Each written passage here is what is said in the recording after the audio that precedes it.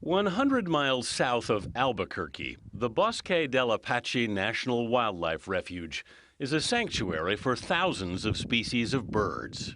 While shooting video earlier this month, 19-year-old Matt Daw noticed an unusual bird come into frame, one he never expected to see. The wood rail just walked right past, and I was so surprised I stopped recording and put up my binoculars and got on them. Coyote got a huge fish.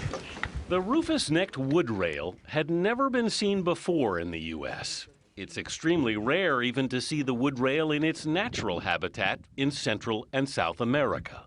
Daw's one sighting set off a frenzy within the birdwatching community, with birders flocking from around the country to catch a glimpse.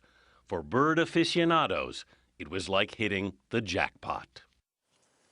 Jeffrey Gordon is president of the American Birding Association. Since the Roufus Necked Wood Rail was first spotted, he's traveled twice to New Mexico to see it. Good morning, Jeffrey. Good morning, Anthony. How excited were you to hear about this?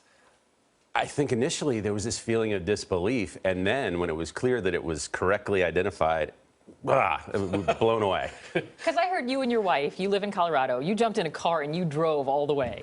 Yeah, within an hour. It was about a 500-mile direct shot down I-25. So, What is it about this bird that's got everybody so excited? it's so rare, it's so unexpected, and it's so beautiful. I mean, it's just a really gorgeous bird. What exactly did you get a chance to see it doing? Because we've obviously seen it walk, and you were even telling me the young man who first identified it.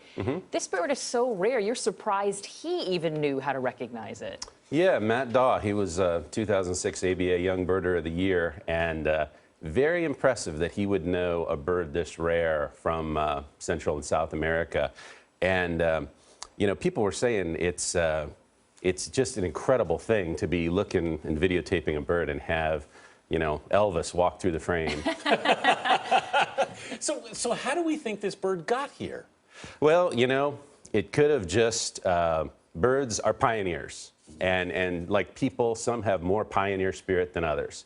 Now, there's also the possibility that it was human assisted in some way. And our checklist committee will be kind of evaluating that evidence. But for right now, it's very exciting. You say exciting. To give people an understanding, you've told us people were booking tickets. There was this huge migration just to see this bird. When you went back the second time, how would you describe the energy amongst those bird viewers who had traveled so far just to catch that glimpse? Well, when I got there, when Liz and I got there on Friday, the energy was very low because people had been baking in the hot New Mexico sun all day, and the bird hadn't put in an appearance. And then about 7:20 Friday afternoon, boom, there it was. I mean, he just makes an entrance, and it was like everybody just got a shot of adrenaline. Just talk about people coming back to life. You talk about trying to investigate how it got here. How do you go about doing that? Well, you look for things like abnormal feather wear, like maybe if it was in a cage or something, or maybe if it has a band on its leg. Absent that, it can be hard to tell. And who actually does that work? Oh, we have a checklist committee that determines whenever an unusual bird turns up. They kind of look at the evidence and see if it was correctly identified and if there's any other issues. In this case, there's no issue about its identity. Even if you don't know anything, it's a beautiful bird, and we can all agree on that. And we hope it sticks around. Absolutely. Jeffrey Gordon, thanks so much.